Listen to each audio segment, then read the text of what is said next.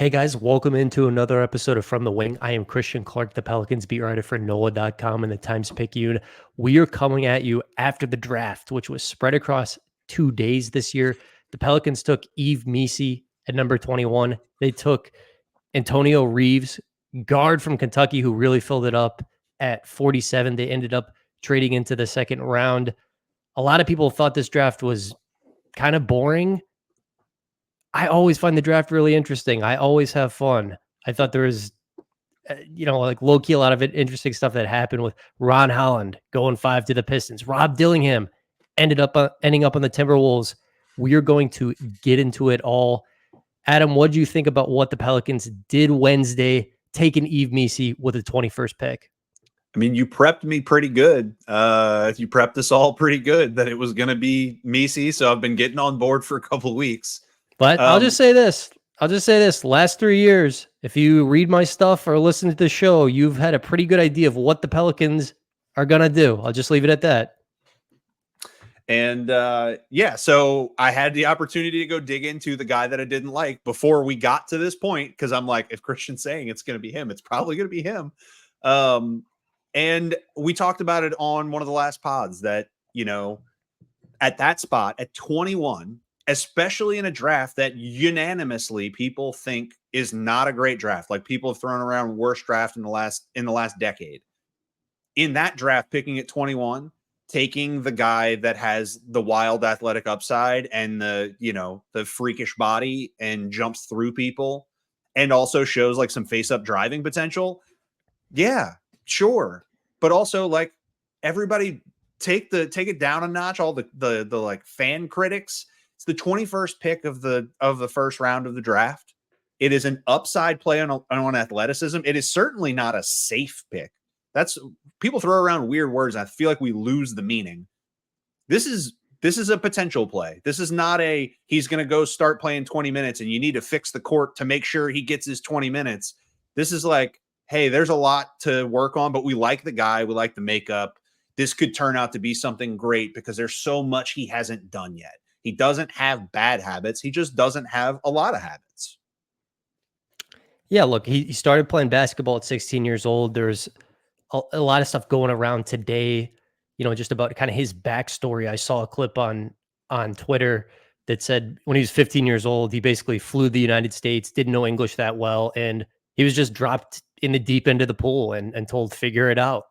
So he's kind of just had to figure it out for himself, a newcomer to the game. I think he's going to be introduced in New Orleans on Friday afternoon, so we should get to talk to him for the first time. Here's how I'm thinking about the Missi pick. I do think it's a little of what the Pelicans tried to do in 2019 when they paired Zion with Jaxson Hayes, this rim running, athletic, one and done, raw center. But it's a little like that. But if you were very confident Jaxson Hayes was a serious person, like if there was one, the biggest error, and there were several in the Jaxson Hayes selection at number 8 in 2019, it was a misread on his mental makeup. I mean, he was just a deeply unserious person. Just, I don't think really cared that much about fulfilling his potential. Someone who liked the NBA lifestyle and liked creating a highlight, but didn't really care that much about being the best version of himself and winning and losing. And like, some of the stuff has been out there in the public eye. A lot of it's not, and it's not nothing horrible. It's just, I just don't think he really cared about being the best version of himself. And the Pelicans talked to Missi at the combine. They had him come in and work out a couple days before the draft. They didn't know if they were getting him. He finally came in. I guess they liked what they saw, and I think they're very convinced he's a serious person.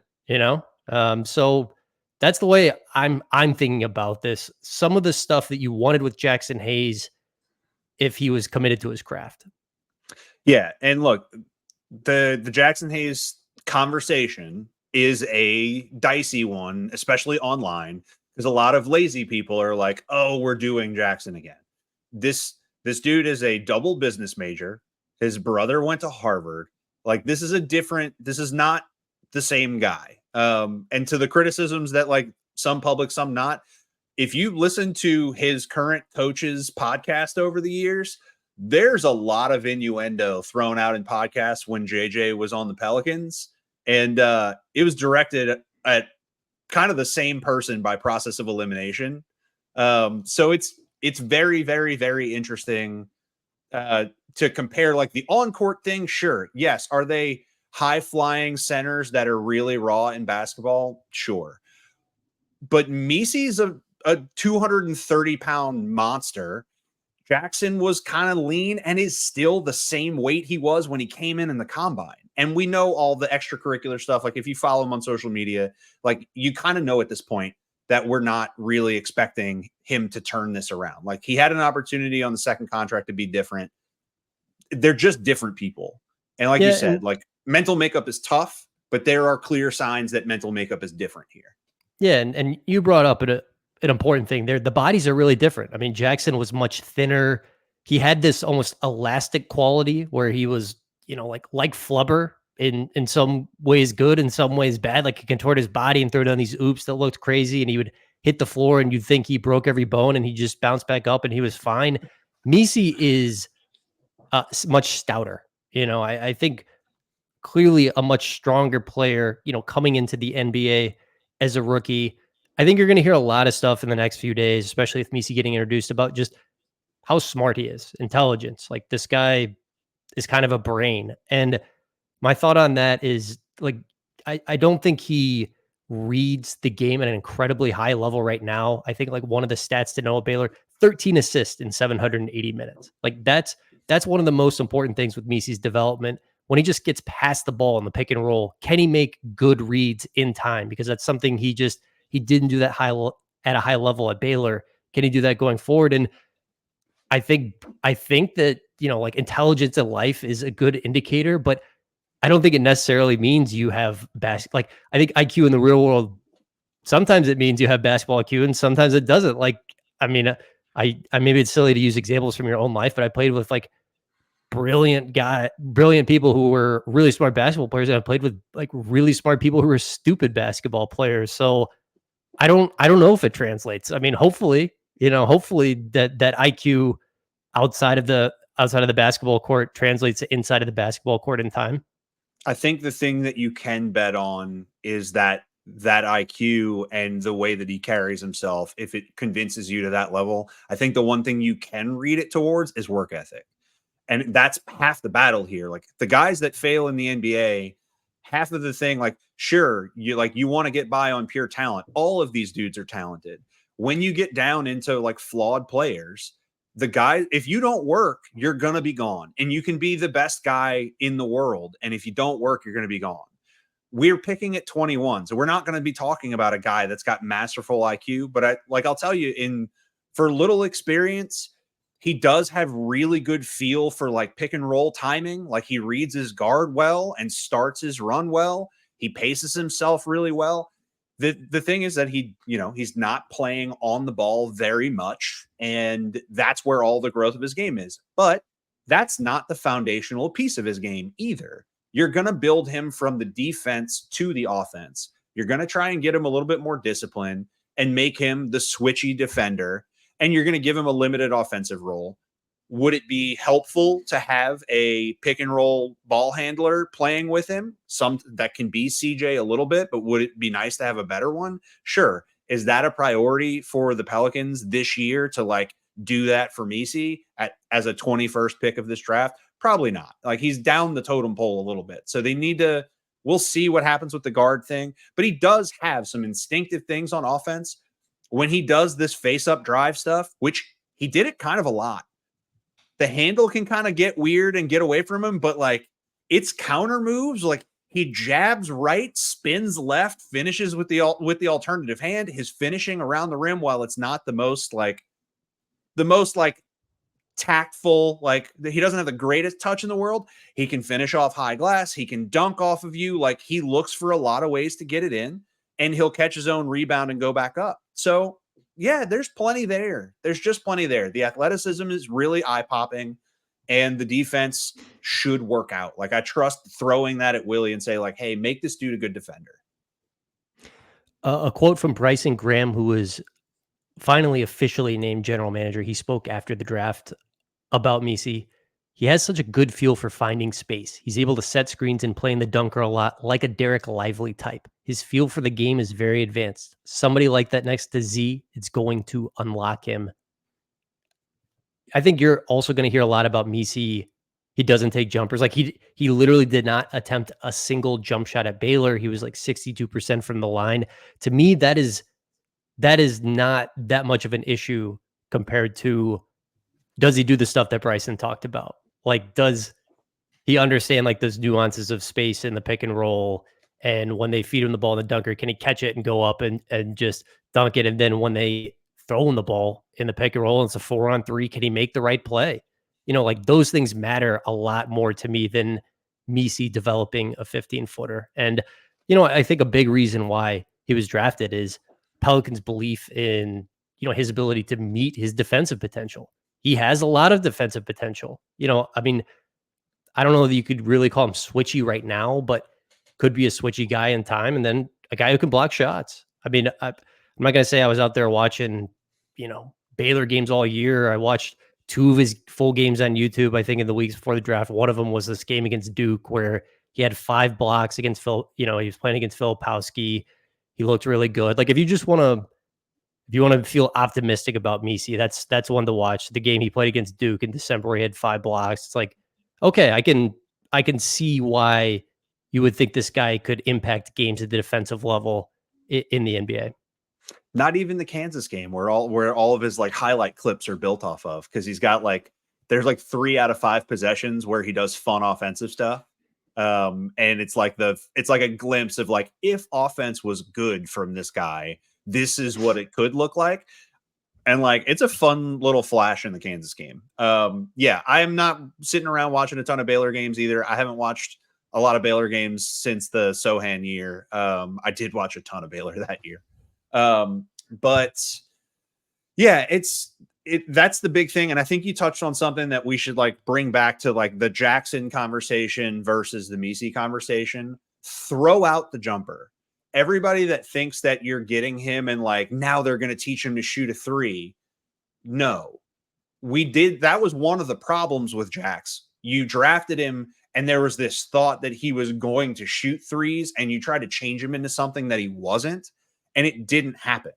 We saw it not happen. He tried to for a blip, but the only interesting thing that ever came out of him was we got a couple of guard switches in a playoff run that was oh, hey, he switched onto a guard and it worked. But that's it. They're not going to try to change Missi. They're going to try to work with the stuff that he has. That is a little bit more of a departure from what Jax was doing offensively. We're not trying to turn him into a 3-point corner guy. It's going to be let's make him a better dunker spot guy. Let's make him read better off the ball. Let's work on his ball movement out of the short roll. It's the stuff that you hit on, but that is different from what the plan for Jax was. So a little insight into how the board fell versus how the Pelicans anticipated it was going to fall on draft night. I don't think the Pelicans, on Wednesday in the hours leading up to the draft, believed Missi was going to be there at 21. I think there's even a Jonathan Wasserman tweet a couple hours before the draft of, keep an eye on Missi. He could go way higher than anyone thinks. I texted a couple people, someone told me, I think there's a good chance that the Lakers take him at 17. I don't know exactly what happened there. I mean, I know it worked out that Dalton Connect was still there and the Lakers happily took him at 17. I don't know if the Connect falling impacted that, but I don't think the Pelicans thought Missi was going to be there at 21, and we're pretty happy when he was there at 21. I was sitting there like, oh, Missi's still here. Collier's still here. Who are they going to pick between those guys? I think we clearly saw that the Pelicans valued Missi over Collier. And, that was something I had a question about going into the draft. The other guy I was keeping my eye on was Shireman. I'd heard, hey, look, they like him as a trade back guy. Shireman going to the Celtics at 30. Sam Hauser too. Such a lock. Sam Hauser too. When they were on the board, I was like, Adam, can I take this real quick? It's important. Go ahead. All right. Hey, what's up, man?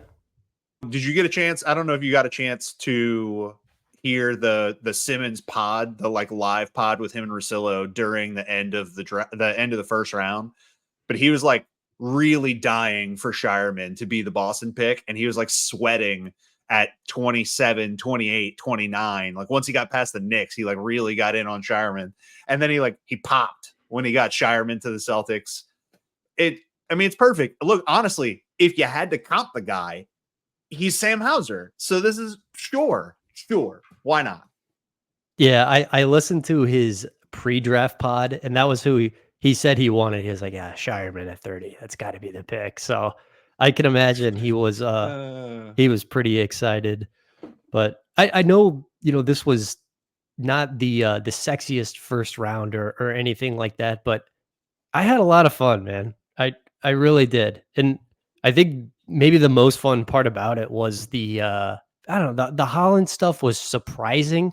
And Trajan Langdon, a guy who I know he values shooting, taking a guy who can't shoot but does a lot of other things well, and he's already got Cade, and he's already got Asar Thompson, and there's Jaden Ivey there, and it's like, okay, I know he's going to add shooting, but when and how is he going to do that? That was really interesting. And then the Dillingham stuff, man, it just tickled me. Like I know Tim Connolly and like what he likes. Like he took Bones Highland. He was like in Denver. He's like, we're taking Bones Highland. Guy loves hoopers. Like Dillingham was such a Tim Connolly pick there. Dillingham was a $28 million tax increase. That was the biggest thing for me, is like when they moved up and did it, I was like, y'all are a tax bill team. I like the Dillingham thing, like in a vacuum, I get it, but it's like, whoa, like team where we're debating what's going to happen with ownership and would they cut the tax bill is making a tax increase trade. So I thought I'm very, very intrigued as to like, does that mean something else for their roster before July 1st? I'm very, very curious if there's another shoe that's going to drop on the tax stuff.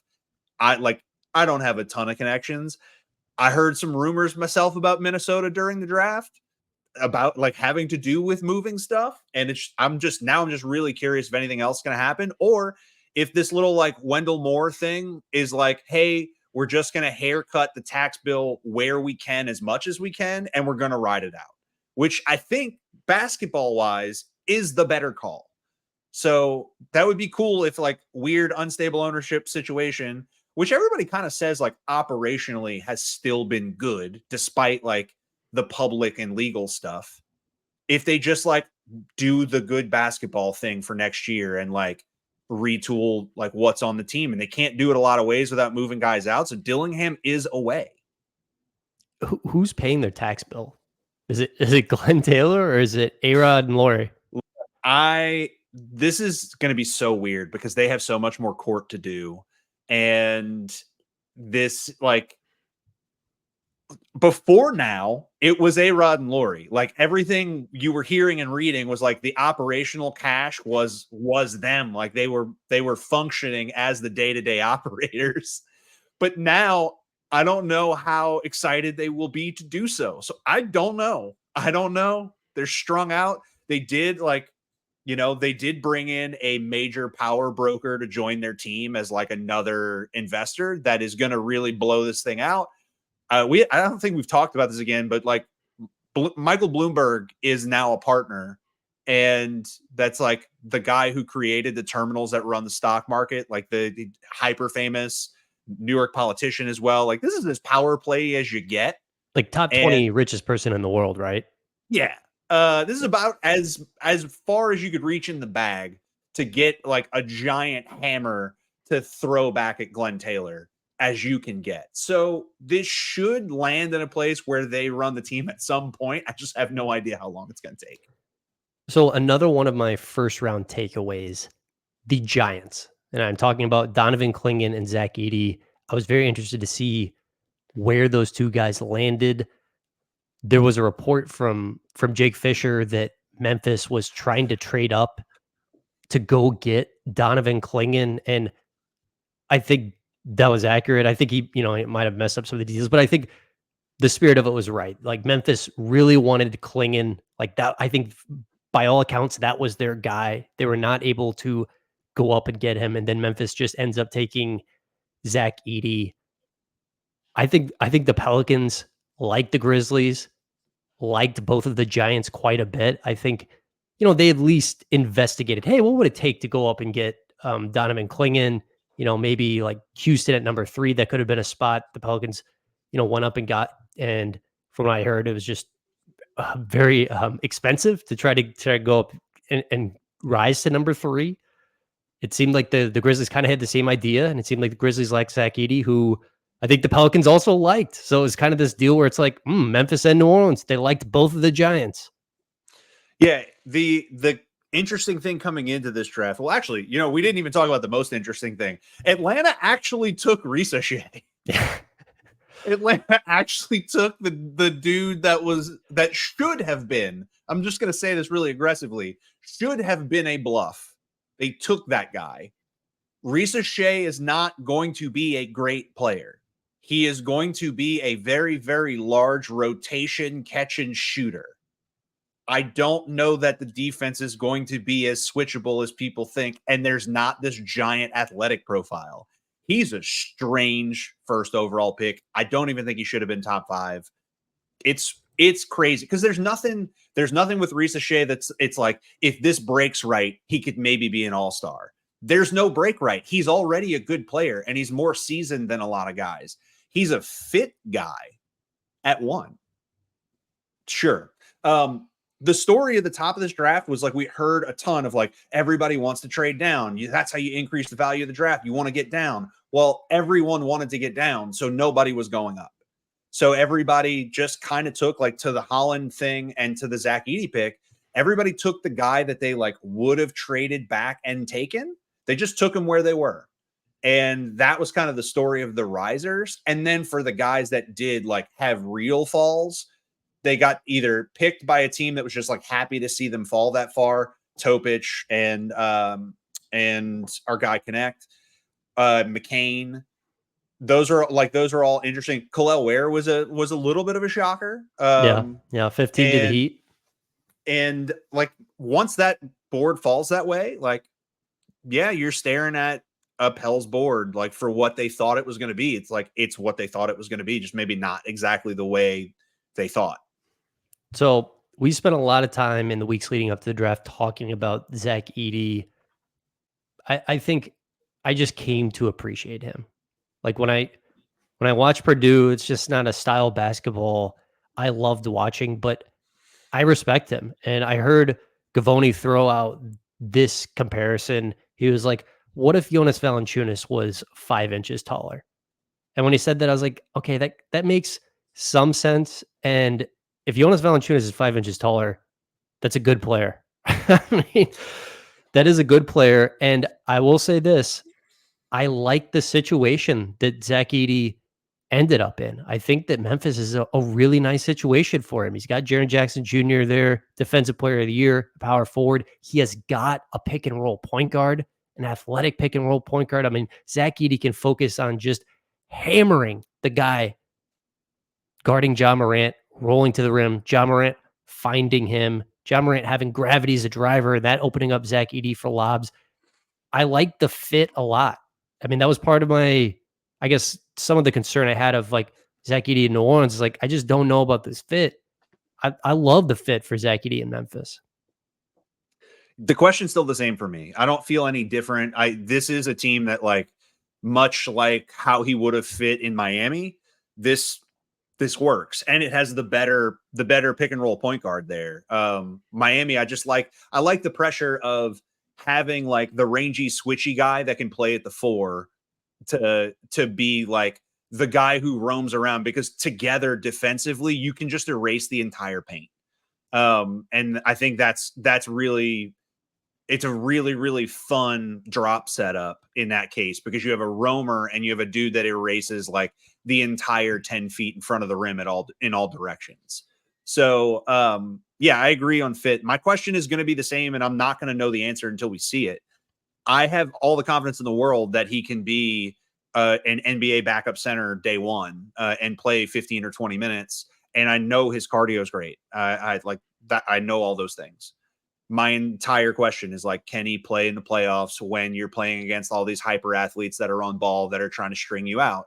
Can Right. you afford to put that dude in? Can he get up in minutes in those situations? Can the minutes even be won when he's being targeted by guys that are going to switch on to him and going to pull him out? How's that going to look? And I'm not confident in that stuff. But maybe he revitalizes the post big and he just is such a black hole rebound wise that none of this matters. But I watched enough of Purdue over the years that I feel like pretty strongly that he's slow. And I know he did great agility testing in the lane agility drill specifically. But I'm not going to let that dismiss what my eyes saw. He's going to be a really slow big, and this is going to be a hard task, and we'll just have to see. Yeah. Look, I think the concerns about him are fair. His motor at his size is just incredible. I love that he declined the invite to go sit in the room with the other prospects. He's like, "No, I'm just gonna stay at home and celebrate with my family." Like, it looked like he was having a nice time. It looked like a cool, genuine moment with all of his people celebrating with him. I don't know. I like a lot of what I've like seen and heard about Zach Edey and just how he approaches the game. I like the vibe. They're the funny quotes of just I like to crush people. Like some people like to collect stamps. I like to hit people. He said something along those lines. So I'm with it, man. I mean, if Gavoni's comp is accurate, Jonas Valanciunas about 5 inches taller, that's a good player. Yeah, he's going to be fine in the NBA. The question is just how high is the ceiling? And it's interesting that he goes 9 instead of in the teens or the 20s. We were hearing that he had a promise in the teens and stuff. So, he ends up going way higher than that. And I think, like you said, I think it's probably because they wanted him or Klingon, and the opportunity to trade back just wasn't there. And it probably because they spent the whole time trying to move up. And so they were just like, screw it, take the guy. And Edey it is. Have you seen the meme that is the handsome guy at the office and he's talking to the woman at her desk and it's like this is flirting, and then it's um a less handsome guy talking to the woman at her desk and she's saying harassment? Stick with me. Bub Carrington going to the Oklahoma City Thunder, which we saw in many mock drafts, that's flirting. Bub Carrington going to the Washington Wizards, that's harassment. It's crazy how like a prospect you're like, yeah, man, I like this guy's tape. I would feel great about Bub Carrington and his development if he went to Oklahoma City. And now that I see he's going to the Wizards, I'm like, I don't know. I don't Look, know. but I'm gonna give a really reluctant shout out to the Washington Wizards because Bilal Coulibaly was good last year. They did a lot of good work with Denny Avdia last year. Then they moved him for Brogdon, who they clearly are going to move again. And Why did they trade Denny Avdia, who's on a great contract?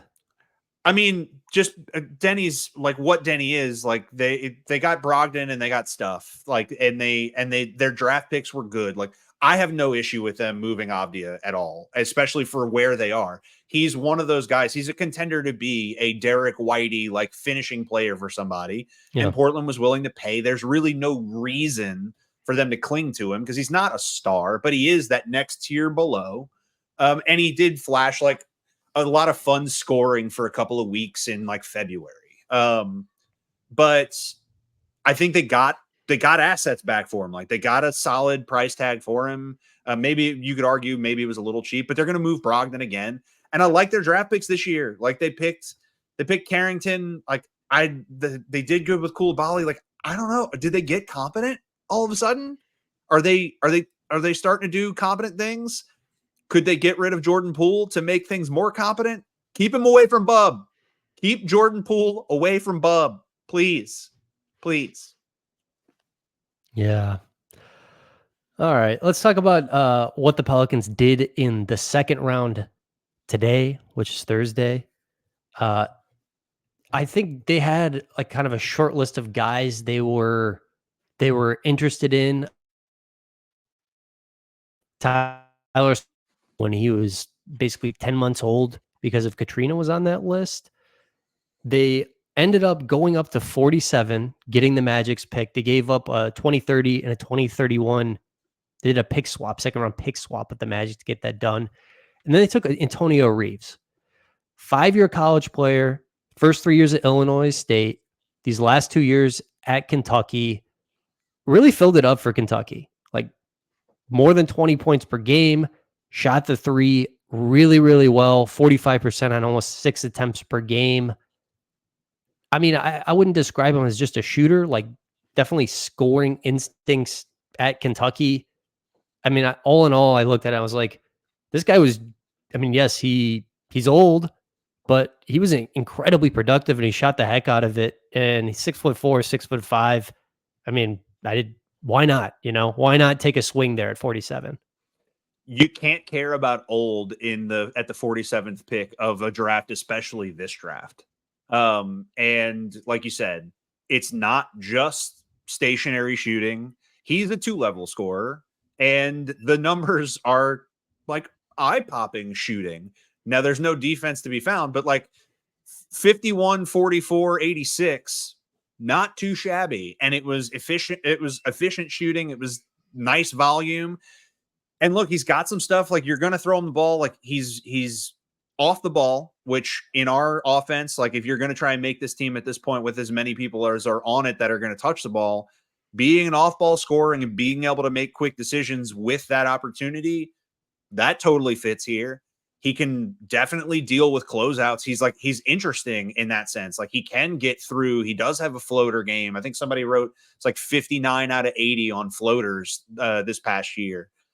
So yeah, I'll take it all day. He's wing sized, got a floater, got a little closeout game, moves the ball well, all of that stuff. Like, sure. And it's cool to see us make the opposite bet.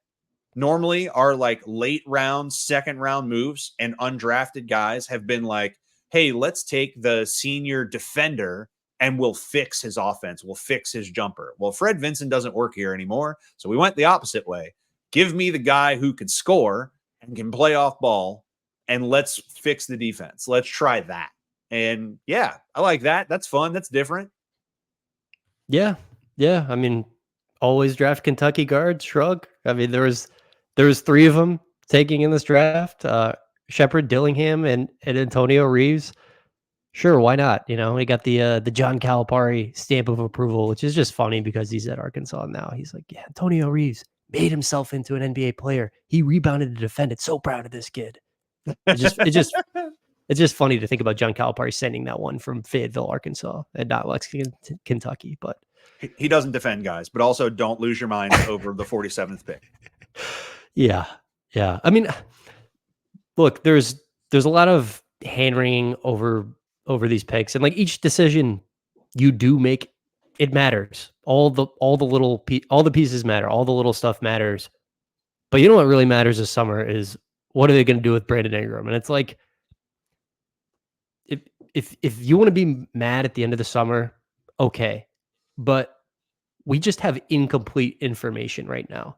Like we have no idea what this roster is going to look like when the Pelicans show up to training camp in September. And the only thing I would say is I just wouldn't be alarmed that there has not been much roster change yet. I mean, the offseason just started. So just wait for the information before, you either give this offseason an A or you give it an F either way. Because we just don't have the info. It's just early right now. Yeah.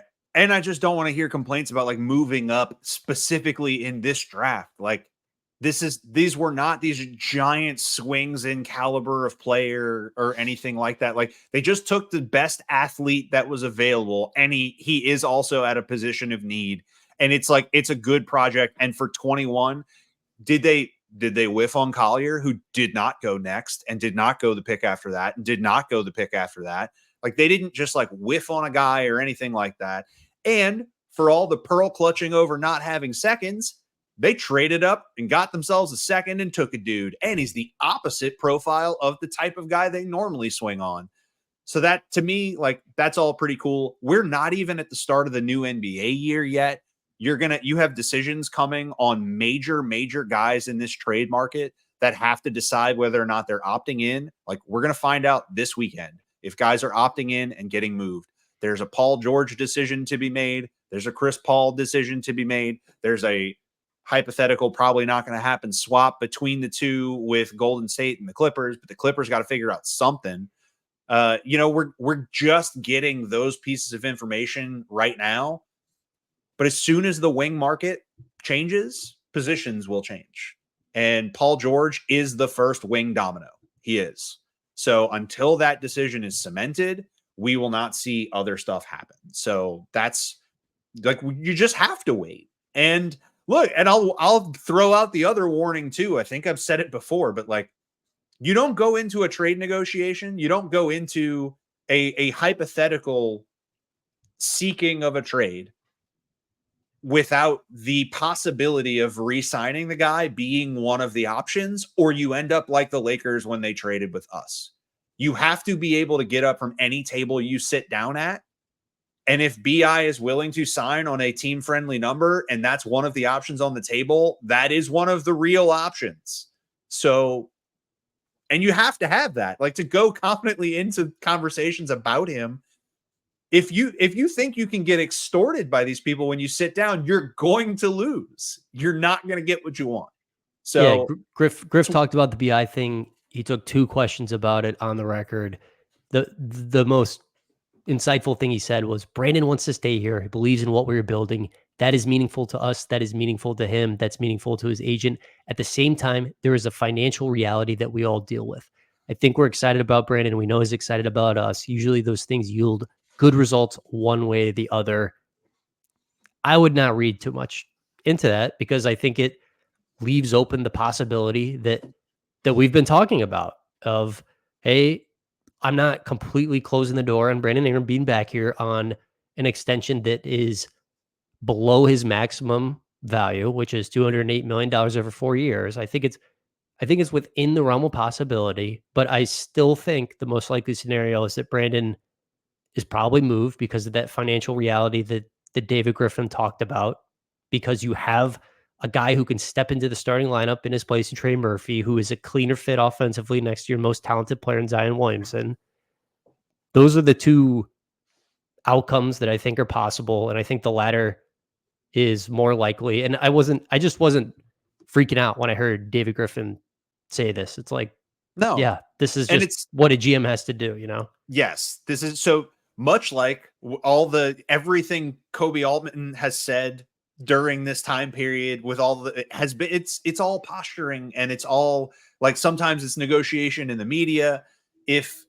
Honestly, I think the most intriguing thing that's happened with the market recently was Marks on television before the first round saying Trae Young's a terrible asset. That was really fun to hear. That was really, really wild to hear. Because if that really is the truth, that people aren't coming for him, then the hypothetical prices that they've held for him are probably not going to get got. I think this was like, Griff's known for word salad. This wasn't a Subway salad. This is more like a fine dining establishment, like a nice Waldorf kind of deal.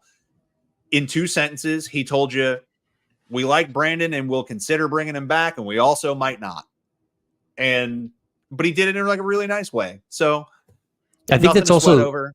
I actually think that's true too. He really does like Brandon, and I believe it to be true that Brandon wants to be here. And maybe you could say, well, he wants to be here if he gets $208 million.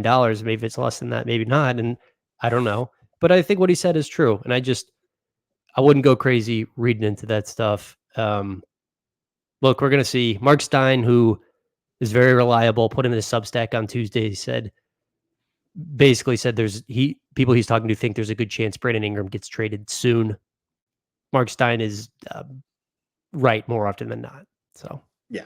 And he works with Chris Haynes, and Chris Haynes on Bleacher Report Live said it a couple days before Mark wrote it. So stuff's happening. Things are happening, which is also like, if you read any of that stuff and you just like wear a critical thinking hat for 5 seconds, this is why you don't freak out about what the current roster is like. Like, we don't have a starting center on the roster right now.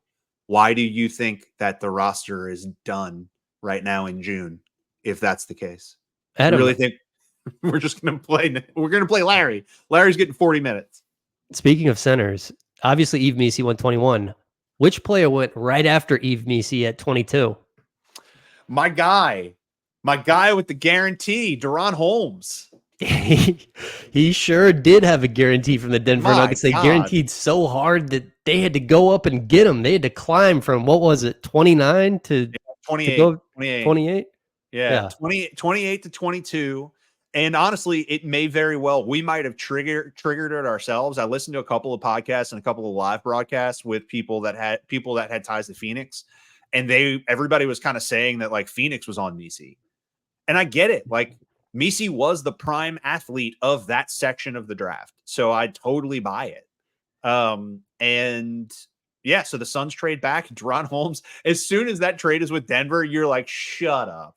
No way. It was just like, it was really this clear. The Deron Holmes stuff was really weird. Like he shut down his interviews and his workouts like in week 1 of everybody working out. Like he did a workout and you know, our guy Booth over there was like, look, this Zeke Najee thing, it's not for us. You're for us. And now here he is. Calvin Booth has great conviction about players. I mean, he believes in his guys for sure. Like Calvin Booth thinks like Peyton Watson is, going to be a 5-time All NBA, maybe not All NBA, but All Defensive player, and that's good. I mean, it's good for a GM to have conviction in his picks, I guess. It was just kind of funny how that played out, and Yeah. people like the Jazz draft a lot. They took Cody Williams at 10, and then they got Collier at 29. I mean, I think the Pelicans liked Cody Williams a lot. I don't really have that many Cody Williams takes, but I mean, Isaiah Collier at 29 seems like great value. Number one player in his high school class. As we talked about previously, like weird stuff happened at USC. Just, kind of a little bit of a dysfunctional situation. He dealt with a wrist hand injury. And I still think there was a lot of interesting stuff that he put on tape. I think his ability to get by guys, and he's kind of got this football player's body and he can absorb contact, and yet he's a very good creative below the rim finisher. I mean, I really like that pick for them at 29. Yeah. So Ainge is doing like the draft Knicks well here. Like this is like the value plays. This is the fun part of having no pressure to win anything. Like the Jazz are just an asset collection. They're probably going to deal some of these guards or I honestly don't think they're going to do marketing yet, but it wouldn't shock me if like Sexton and Clarkson go and they get super young. They might even give up on Walker Kessler. We were hearing some stuff about that. And Pelicans, are you I got him. If I trade for him, I probably got to make him my starter. And I don't know yet. I don't know yet. I mean, if they did it, like, sure. But I would need to know what the other part of that is, because I'm not a big Sexton or Clarkson guy. I know they've both improved over there. And honestly, like for what each of them are, I like Clarkson more than I like Sexton. So, it's at least interesting. Like maybe Utah could be a thing with us. Maybe that's possible. But yeah, they get to do the value thing because there's no pressure, because there's nothing going on. So this is like the fun part where like nobody gets grief for what they're doing. Like there's no pressure on them. Yeah, it turns out it gets real when you try to win, I mean, like the Pelicans are dealing with this now. It's like, all right, they won 16 more games than they lost last season, and they kind of fell flat on their faces in the playoffs. A large part of it because their best player was not available, and they're trying to keep pace in this brutal Western Conference. And there's some angst from the fan base, and I think understandably too. I think some of it is understandable, but yeah, man, it's hard out here in the West. Adam, is the main thing, and it'd feel a lot different if you're in the East. It's not fair, but it's what it is. And what's going to make it easier? The love child of Jaylen Brown and David Ortiz that's walking around this summer. Is that guy. I don't know if people have seen, we haven't talked about it on here yet, but our guy Zion looks lean. He's also got a chin beard, and it's very, very questionable. He does, like, Christian, can I say what you said via text message? Because it was No, you can't. You can't talk. You can't read my text on the no. show. All Sorry. right. Well, anyway, so I'll He just does call look him very good. He does look good. but the beard is very, very, very David Ortiz, Jaylen Brown. Like it's just it's terrible. But his body looks great. So who cares? This is the big question, the biggest question mark, even beyond BI or anything, any watermark for this franchise. How is Zion coming into this season off of what we saw at the end of last season? Because he really expanded as a player and he looked like and sounded like the number one guy. Well, guess what? He still does. It is the end of June and he still does. Many blessings, Pels fans. Zion's doing things. Fingers crossed it stays that way. The number one thing I'm looking at the rest of this offseason, do the Pelicans make a move and try to go out and get a lead guard? You know, I've written about this fall off offensively that the Pelicans have experienced multiple times when Zion goes down.